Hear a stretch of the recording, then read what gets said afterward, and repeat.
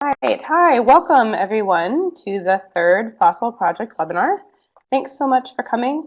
Tonight's webinar will be presented by David Butler, who works at the Waco Mammoth National Monument and is a graduate student at Montana State University. I'm Lisa Lundgren, tonight's moderator, and I'm a science education graduate student on the Fossil Project. If you haven't joined us for a webinar before, please know that this is part of a series we're offering in partnership with the Paleontological Society and is facilitated via iDigBio's Adobe Connect platform. This is our third webinar in the series, and the next one will be on Wednesday,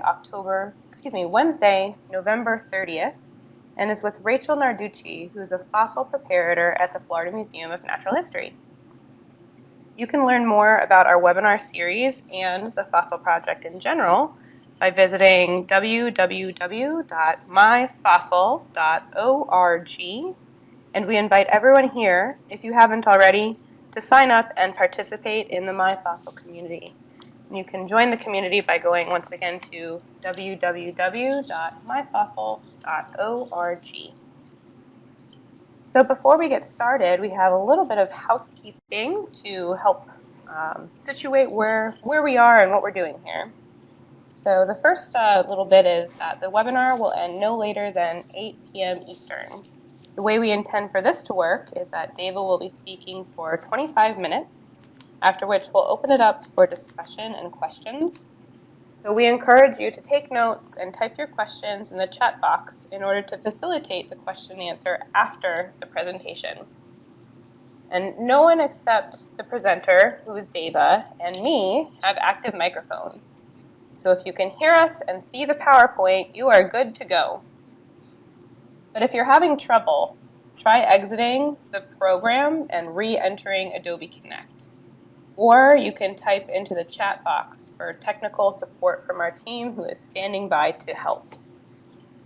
Don't forget to take the short survey after the webinar ends. It's very important for us for reporting purposes to our funding agency, the National Science Foundation. We truly appreciate your time in taking this survey, and it shouldn't take too much time to take it. We will type in the webinar survey link a couple of times during the webinar, so you'll be reminded of it and have easy access to it.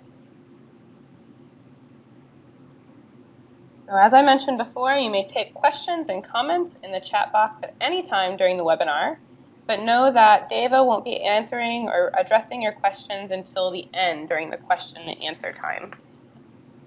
And as well, this webinar is being recorded, and both of the recording and Deva's presentation will be made available under the resources section on the website, www.myfossil.org.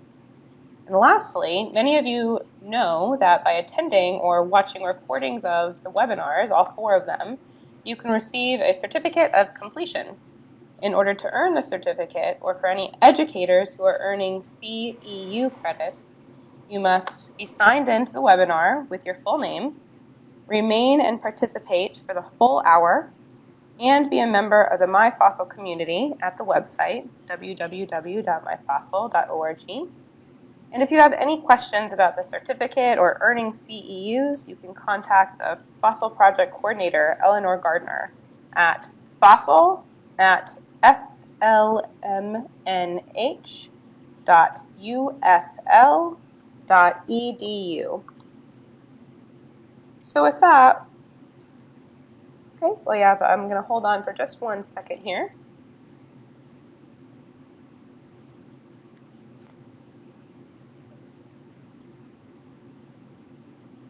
Okay, I think we're about ready to go here. So we're going to turn it over to David Butler, who's the Education Coordinator at Waco Mammoth National Monument and a graduate student at Montana State University, to talk about excavating fossils. All right, Deva, ready to go. All right, so can everyone hear me? Yes, we can hear you. Okay, fantastic. Well, hi everybody, welcome to my talk. We will be discussing excavating fossils today, and what I have here is an outline of what we'll be covering. We'll start with some basic definitions so that If any of you are educators and you decide to show this to your class, they'll have the basics and understand what we're talking about. So we'll start with the definitions. We'll move on to fossil law, ethics, and protecting yourself in the field. And then we'll go to 2 case studies. I excavate at least once a year, and so I have 2 case studies from just this past summer. And then I will tell you how you can find a team of your own, and then we'll just do a wrap-up and open it up to questions. All right, so if we can click to the next slide. All right, so what is a fossil? Go ahead and click. All right, a fossil is evidence of life found in a geologic context. Now, up until very recently, the definition tended to be of fossil was evidence of life that was at least 10,000 years old. However, this excluded fossils such as mammoths that lived on islands off the coast of Siberia, which were only 8,000 years old, or even 4,000 years old.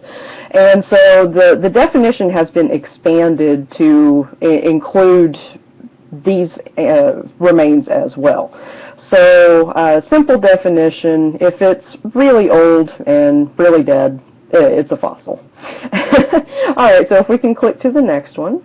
There we go. Now there are generally, we'll talk about 3 different types of fossils, and what you'll usually hear about will be body fossils. Body fossils are the physical remains of an organism.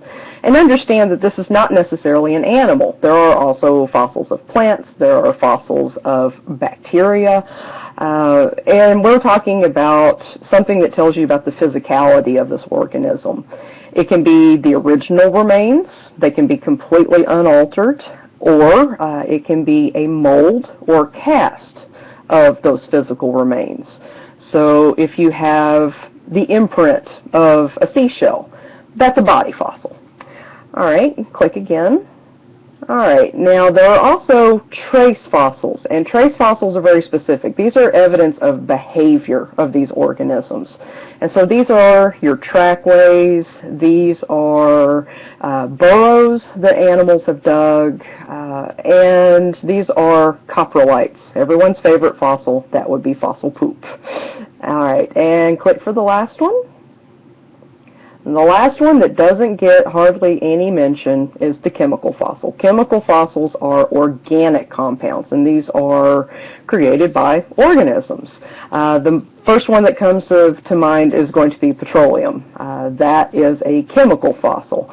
But you also have things like phosphate deposits. Now, Florida and North Carolina, those have phosphate mines, and those tend to be rich in body fossils. And the phosphate is a compound that has accumulated under those fossils. All right, so let's go ahead and click again. Now that we have established what a fossil is, let's clear the air on our 2 disciplines, because a lot of people don't realize that paleontology and archaeology are not the same thing. All right, so click for the paleo definition. That is a study of the history of life. We study evolution through observation of fossils. Archaeology is different. If we can click for that one, archaeology is a study of human history and culture. So paleontology, if you click, we'll see they excavate fossils, but archaeology, click to see that they excavate artifacts. They're looking at things that humans have made. You do occasionally get some overlap, especially if you have something like a kill site where you'll have, say, mammoth remains and also the tools that humans use to butcher them. But you're only going to find these for sites that are only a few tens of thousands of years old, not millions of years old. You're not going to find humans coexisting with trilobites or humans coexisting with dinosaurs. All right, so now that we have covered our definitions, let's move on to fossil law. We have a little bit of a complication. Go ahead and click for that. Each state has different laws. All right, so here's the situation. different countries have different laws, and in some countries the laws are very clear, and they are applicable throughout that nation. For instance, China, it is completely illegal to export fossils outside of the borders of that nation. The United States has a very, very different situation. The laws will vary from state to state, and herein lies the issues. All right, so if we can click, in most states, fossils belong to the owner of the land where they were found. This would fall in line with what we call mineral rights or something of that effect. But you can occasionally have exceptions. Again, it varies from state to state. So if we'll click again. There we go. Some states have special laws regarding vertebrate fossils. All right, so fossil enthusiasts, one of our very favorite things to do is to collect fossils from public property. Let's say a right-of-way on a highway or railroad tracks, you end up with a road cut, and you can find lots of fossils at these road cuts. And laws are going to vary. In some states, you can pick up absolutely any fossil that you find on those public lands. Other states, it's very different. If it has a spine, you might pay a fine. So it would be okay to pick up, say, a fossil urchin or a fossil gastropod. It would not be okay to pick up the tooth from a saber-toothed cat. All right, the next thing we need to consider, go ahead and click. Beyond the law, we need to consider ethics. And this is something that we deal with in all aspects of life. You have the letter of the law, and then you have really the spirit of the law. What is legal versus what is right. All right, so let's delve into that. Go ahead and click. Every fossil is a unique piece of information. Each one of these is an individual animal. Each one lived in its own circumstances and died in its own circumstances and represents information that could be valuable to science. All right, so if we click again, fossils cannot contribute to scientific knowledge without context, and this really is the key. You can make a mental note of where you picked up a fossil. You can write down where you found it, when you found it. There might be context that hasn't occurred to you, such as environment of deposition or the type of soil that you found it in. And a lot of times these things are necessary in order to investigate that fossil. So regardless of how valuable something might be to science, without that information, it's rendered useless. All right, so if we click again, how do we judge what might be significant? This is our challenge because all of us love science and all of us want to do right by science. And so what we need to do is change the way that we view fossils and change our basic standard operation, our mode of operation. All right, so let's talk about protecting ourselves.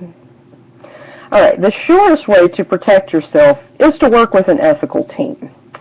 If you click, we've got some great examples here. There we go. These are the sorts of logos you want to look for. First and foremost, the American Alliance of Museums. Members of this association have a code of ethics that they adhere to. Everything is transparent, information is public, and these are legitimate museums. And that is very important because sometimes there are organizations that have the label museum over the front door, but they're actually a showroom. Things that appear to be specimens are actually inventory for sale. And this is not what we're aiming for. We're aiming for something that is protected in perpetuity, that is there for members of the public to enjoy, that is available for research. So accredited museums are kind of a gold standard. Now, we also have the Paleontological Society, we have the Society of Vertebrate Paleontology, they also have ethics codes, and then you end up with public organizations such as the National Park Service. They have fantastic programs too. But this is not an exhaustive list, so if we click, we have got really what you need to look for. When you're looking at an organization and trying to decide whether this is who you can excavate with, these are what to consider. One, they should have a history of research. That way you know that what you find is going to the advancement of knowledge. Because if you're going to sweat for 2 weeks, it should be for a good cause. You also will look for people who have permits for excavation, because that is a legal protection for you. You know exactly whose land you're working on, you have the correct permits, and everything is completely lined up with the law. Then that keeps you safe. And finally, you should look for those fossils ending up in a public trust, and this is absolutely for the benefit of science. Generally speaking, scientists are not going to study fossils in private collections, and this isn't snobbery. The problem is that if a fossil is privately owned, then the owner of that fossil is a gatekeeper. They might let one scientist study that fossil, but refuse to let anyone else look at it. And this is something that gets in the way of peer review. How do we establish if someone has goofed if we can't see what they studied? And this is why fossils that end up in museums are so critical. Museums will protect those fossils in perpetuity, and the doors are open to anyone who wants to do research. And that way we can do our best work. All right, so now that we've got that established, let's move on to some case studies. All right, so for the past 2 summers, I have done some work with the Carthage Institute of Paleontology. This is part of Carthage College in Kenosha, and the expeditions are led by Dr. Thomas Carr and Dr. Megan Seitz. Now, the expeditions every year go to the Hell Creek Formation in eastern Montana, and they excavate on Bureau of Land Management holdings. These are public lands, and so they get the permits that they need for that. And as part of that permit, they have to file paperwork on their findings every year, and those are public record. And so you know absolutely where these fossils end up. And that is fantastic for research. The specimens get accessioned to the Dinosaur Discovery Museum, which is accredited, and that way they are available for anyone to do research. All right, so let's start with case study 1. Case study 1 is a Tyrannosaurid in sand. All right, so what we have here is part of Dr. Carr's team. Dr. Carr is the gentleman with the brush who is peeking at a bone that is popping out of the sand there. Someone spotted a bone. It appeared to be interesting, and so Dr. Carr is investigating to see what it is. And you can see some of our tools in the background. Somebody has a phone because you like to take photographs. We've also got a notebook, and hopefully you have watched Bruce McFadden's talk on notebooks and how to keep good notes. And we've also got a rock pick back there, which you don't need for the sand, specimen bags, and then that little bottle is probably the most valuable member of the team here. That's a bottle of Vinac. This is a preservative that we can use to stabilize bone in the field. All right, so if we click to the next slide, we can see what they discovered. This is a fibula from a Tyrannosaurid. And it just so happens Dr. Carr is one of a handful of experts on Tyrannosaurids. Now, this fibula has kind of a groove on one side of it, and Dr. Carr stated that this was a diagnostic feature. What that is a feature that's unique to a group of animals, and he said this particular feature is unique to the Tyrannosaurus rex. So it looks like we have a brand new rex specimen here. And just a good mental note here, when you take a photograph of a fossil in situ or unmoved from where you found it, It's good to at least have something for scale in the photo, which they have there in the form of that tape measure. And also, really nice, there's a compass there, and so we get an idea of where it is. Now, personally, I like to take photos using an app on my phone. It's called the Fiatalight, and the Fiatalight app is awesome because it will stamp in the upper corner your coordinates, your longitude, your latitude, your altitude, and even the strike and dip if you need it. And that is invaluable information to have. That's just a couple fewer things that I have to carry in my bag when I go out. All right, let's move on to the next one. All right, so what we have here is the next step. They have started quarrying. Quarrying is the grunt work. This is where you're moving off the upper portions of sediment to get down to the layer of sediment that is bearing fossils. So you can tell by the top of this little hill that they're on how far down they have dug. They've removed a lot of overburden, and they're finally getting down to the bone bed itself. And so those little raised areas, what you're seeing are pedestals. You dig down the sides of each bone, and it ends up sitting on top of its own little table there. And once you think you have the bones that, all the bones that you're going to find, then you move on to the next step. You start trenching down deeper, and you get ready to plaster. All right, so let's move on to the next one here. Here we are. This is Mr. Mark Wildman right here, and he has been plastered. All right, so you can see a few of the tools there, and you can also get a good sense of how the fossils get isolated. You keep trenching, and then you end up with a fossil on its own little table. And you can treat it with Vinac, get it good and stable. And then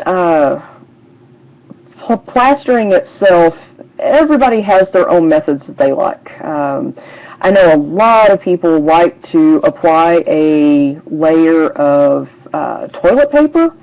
I can't stand using toilet paper. It's just too flimsy. I'm a paper towel girl. And so what I'll do is I'll apply 3 or 4 layers of paper towel, dry paper towel to act as a buffer, and then apply wet paper towel on top of that and kind of form it around the fossil, get it nice and form-fitting. And then you can take burlap strips, dip them into plaster, and apply those. I've heard of some teams switching over to things like fiberglass, but from what I understand, this is not a popular method yet. I mean, the fiberglass strips are great because they're lighter and easier to hoist out, but plaster, honestly, is cheap and well established as a good way to wrap fossils. A plaster jacket will last indefinitely. I know some people at the University of Texas that are opening up jackets from the 1930s, and the fossils inside of those jackets are just the way they were when they got wrapped up. So plaster jackets, that's what you're typically going to see. After the top side of the fossil has been wrapped in plaster, then you can start undercutting it, and you can flip it out and cover the underside, and then that thing is ready to haul out. They're heavy. It's going to take a few of you. You kind of carry it like a group of pallbearers. Get it to your truck, get it back to your university, and start cleaning up in the lab. All right, so that was our first case study. Let's move on to the second case study. This is the difficult stuff. We have a dinosaur in rock. All right, so this particular specimen was found by Steve Hobie, and that's the gentleman driving the vehicle there. And what they're pointing at, that little white dot up on the hillside, Steve saw that while he was driving on the Jeep trail at the bottom of the hill. And he went up, he investigated it, and it was the tip of a ceratopsid horn. Ceratopsids are the group of animals that include the Triceratops. And so all that rubble you see on either side of that little white speck, that is the quarry. That is all of the rock that they had to dig through. All right, so if we go to the next slide here, you can get a better look at that quarry. All of that rubble, that is a week's worth of rock that we hacked into pieces using our rock hammers. It's a soft rock, it's mudstone, but it is still difficult to work with. The gentleman there, that's my husband Chris. And that big blue thing next to him, that was our MVP right there. That was our tent. We had it for a full day, and it was glorious because the sun in Montana is brutal. We had it for a full day, and then on the second day, the winds in Montana took it away from us, and that was really sad. So we were back to being in the sun. But it's okay. We skinned its carcass and we used it for a tarp. All right, so next slide. Here we go. So this is what Steve and a couple of members had uncovered after about 5 or 6 days of digging. We've got a full horn from this ceratopsian. And then the rest of us showed up, and we started really quarrying in earnest. And so if we click again, there we go. Within a matter of a day, we had most of the top of her skull. I say she. We don't actually know that it's a female yet, but we were calling her our girl. So what you're seeing here, you've got 2 horns, you've got one of the eye sockets, and then it looks like you're looking at a jaw. You're actually looking at another part of the skull that is collapsed, but she does kind of look like she has a funny grin there. You can see some of the tools that we were using. There are some masonry trowels, which are a little useful for moving out debris. They don't do much against rock. They are no match for rock, but we keep them on hand in case we move into like a pocket of sand or something like that. They're good for scraping sand away. And then the foil that you're seeing, that is what we cover the bones with every night. We cover the bones with foil, we put the tarp on top, and then we weigh the whole thing down with a bunch of rocks and hope that it doesn't rain or hail, and that when we get there in the morning, it'll still all be there. All right, so if you move on again, there we go. I noticed some of you were asking questions about Vinac. So this is one of the bones that we uncovered, and it's nice and shiny because we just applied some Vinac. There's several different preservatives that we can use, or stabilizers. Vinac is common, Butevar is common, and acryloid is actually the one that I prefer, but everybody has their own preference. We were using Vinac because it's easy to apply, it's inexpensive, and it's also easy to remove once you get your fossil into the lab. So what you're seeing here is part of the frill, the big frill at the back of the skull. This had come loose from the other bones, and it is absolutely gorgeous. You can see the scalloped edges. We were really excited about that. And you can also get a sense of what the rock around it looks like. The stuff is kind of a nightmare to move out. You can't scrape at it. It doesn't give very easily. So mostly what we do, rather than scraping it down in even layers the way you would with sand, is we will take an awl or some other pointed object like, I don't know, an old screwdriver. You find a crack in the rock, you gently insert your pointed object, and you very carefully lift up. And with any luck, that rock will come off in a nice block. It'll separate easily from the fossil. And so with each and every piece that you lift up, you check the underside, make sure that you didn't pry up any bone with it, and then you can add it to your rubble pile on the side.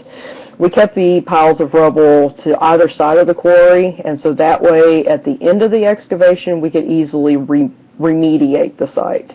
If you're digging on Bureau of Land Management property, you are required to remediate at the end of excavation. You have to fill up any holes that you dug, and you need to make it look as close to its normal appearance as possible.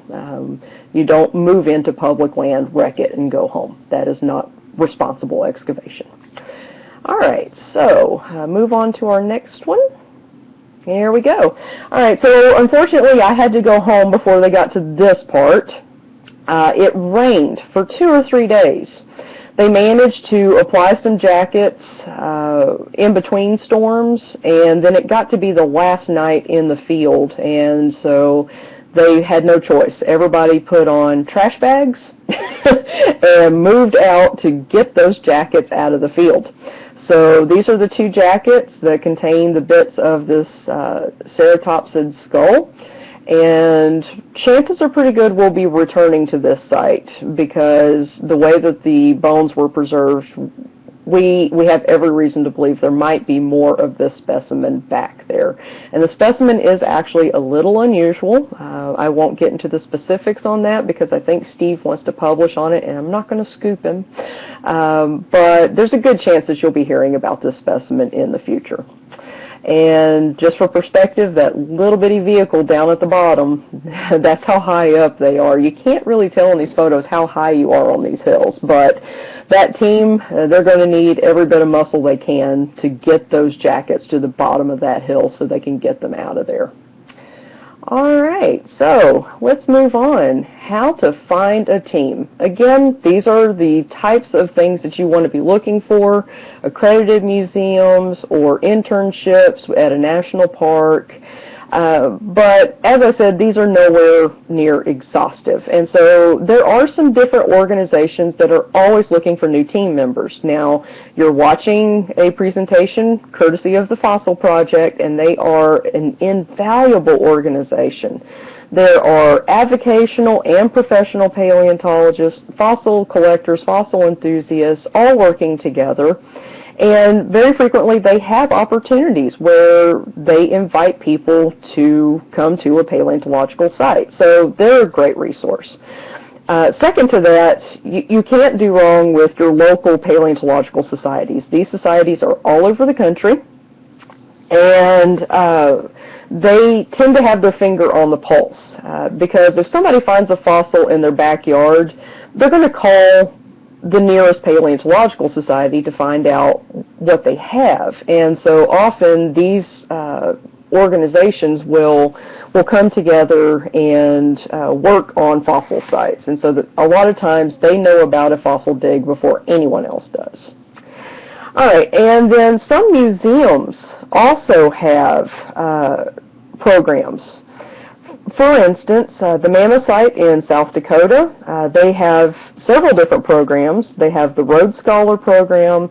They have their own preservation program where you pay, essentially, for the opportunity to dig there. Think of it as a really swanky class. They give you lodging, meals, and you learn how to excavate, and it's a world-class facility. And of course they also have paid internships, and those are good. Similar to that, the Tate Geological Museum also has opportunities where you can pay for some sort of instruction and get some field experience.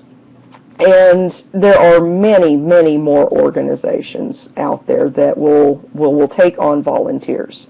What I always tell students is the key is to always have a good attitude, listen to instructions well, and just make friends. It's not always about what you know. It is very often about who you know. All right, so we're going to go ahead and conclude this. And let me open this up to any questions that you might have. All right. Thanks so much, Dava. At this time, I'm going to open it up to everyone for questions and discussion. So if you have questions, type them in the chat box, and I'll read each one out loud and ask Dava to respond to them. So one of the first questions I saw that was appearing during the webinar as you were talking, Dava, was about the name of the app you use for photographing specimens, and I think we got it right in the chat box. But maybe if you could spell the name of it you use, and you use Apple products, is that right? That's correct. The app that I like to use is called Fiatalight. I believe that's Theodolite.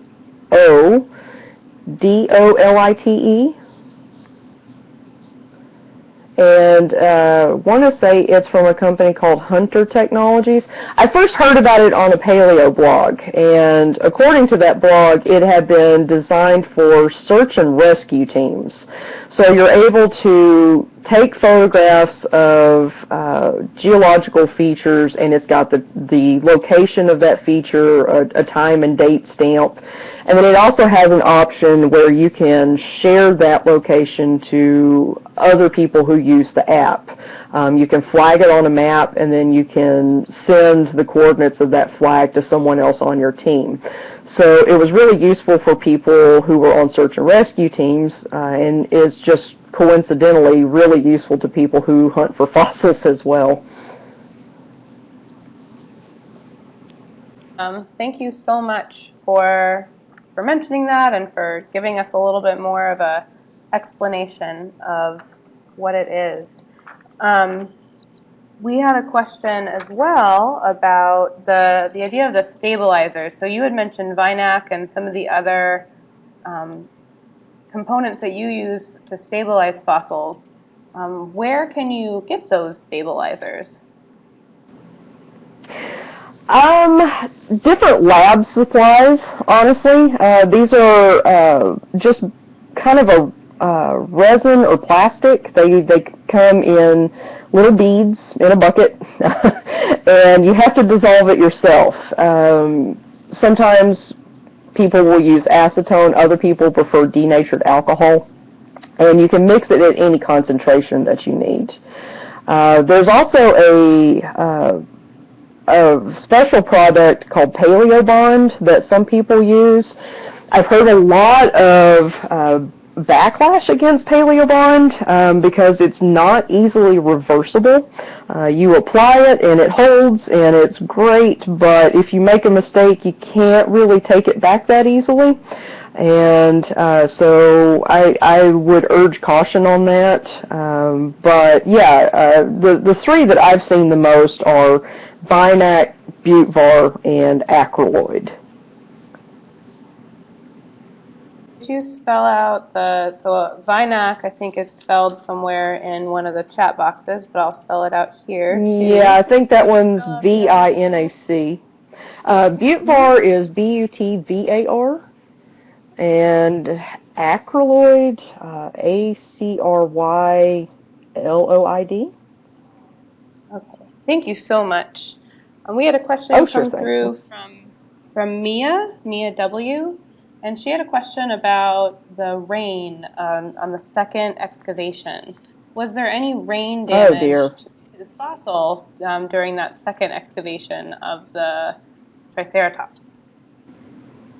No, thankfully, no.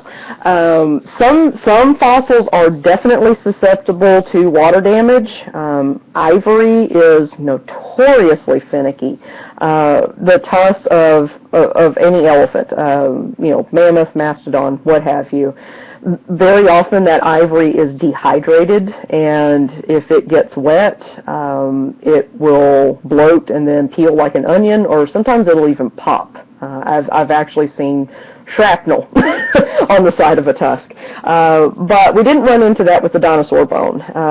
What tends to damage bones in the Hell Creek Formation is winter damage. Water will get into the cracks of the bone, and then when it freezes and expands, it will completely demolish that bone. And so a lot of times what we see when we first discover a specimen is just fragments of bone that are littering a spot on the ground. And so we dig down and see if we can find some undamaged bone underneath that. But the shrapnel, essentially, of broken bone is pretty common. There are places where you can walk and you think you're walking on gravel and you're actually just walking on tons of bone fragments.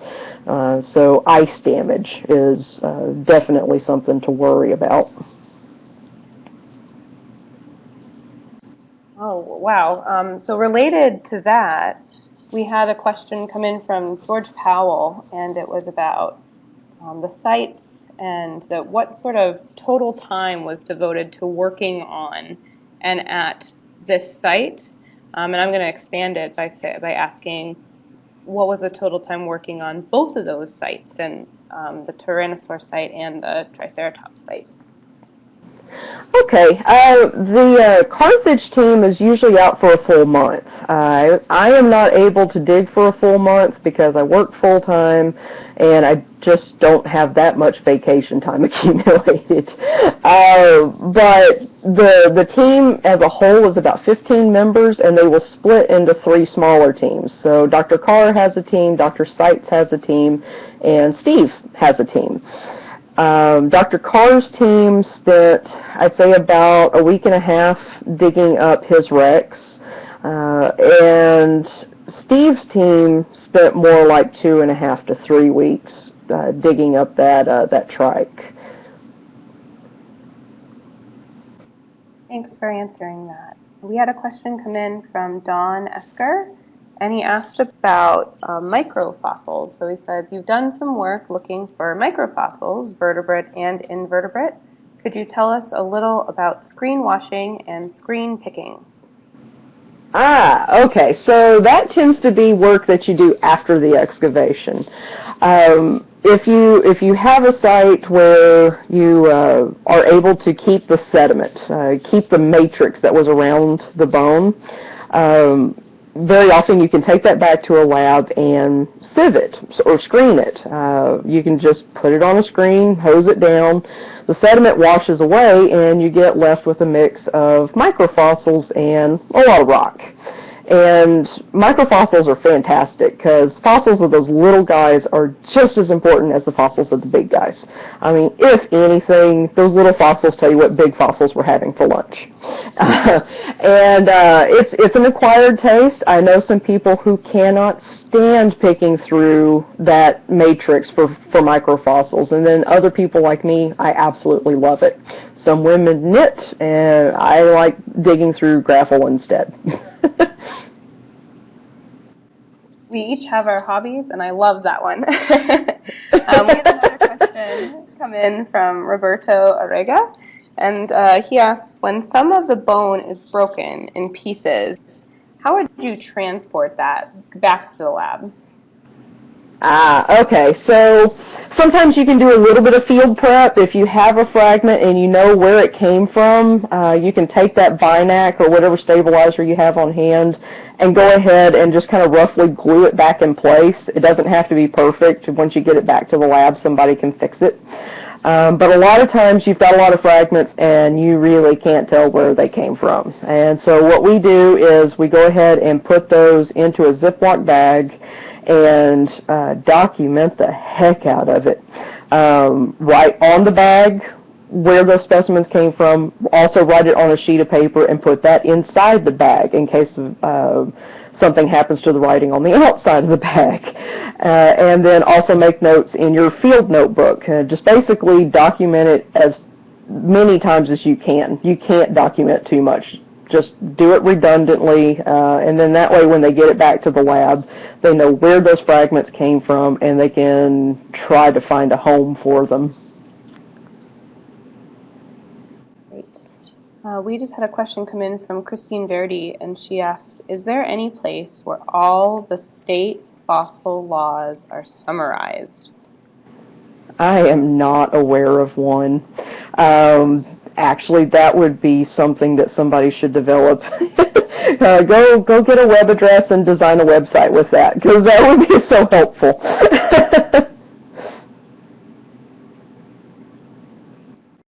Should probably do something like that on my fossil. It'd be great to get that all summarized in one location so that everyone. Oh my gosh! Yes, that would be so useful. Yes. I agree. So while you were talking, I came up with a question in my head that was kind of bouncing around, and it's related to techniques and different ages of fossils. Are there different techniques for different ages? So like, is excavating in the Cenozoic different than excavating in the Mesozoic? Oh, okay. So I have no idea whether this is just my own anecdotal experience or whether this is a more common thing, but I have noticed that Cenozoic digs tend to be very, very meticulous, whereas Mesozoic digs are more of a get in, get out kind of situation. Somebody had asked about the screen picking. That seems to be more likely to happen at Cenozoic sites, and the only reason I can think of is that those Cenozoic digs seem to be more likely to have a few archaeologists on board, and archaeologists are just notorious for being kind of nitpicky. And so I don't know if that's part of it, or if it's just because we're often dealing with looser sediment as opposed to rock, because the rock is just so much harder to dig in. But I have noticed a difference. The mammoth digs that I've participated in were far more meticulous and painstaking than the dinosaur digs that I've been on. And like I said, that could just be an experience unique to me, or that could be the norm. I'm not really sure. Something interesting to look into a little bit more. As we were just discussing that, Sharon Esker came in with a question, and she asked, what laws apply to national park lands? Absolutely, positively, never, ever take anything from a national park. Not a fossil, not a rock, not a flower. If you take something from a national park, no one else ever gets to enjoy that, and the parks belong to everyone.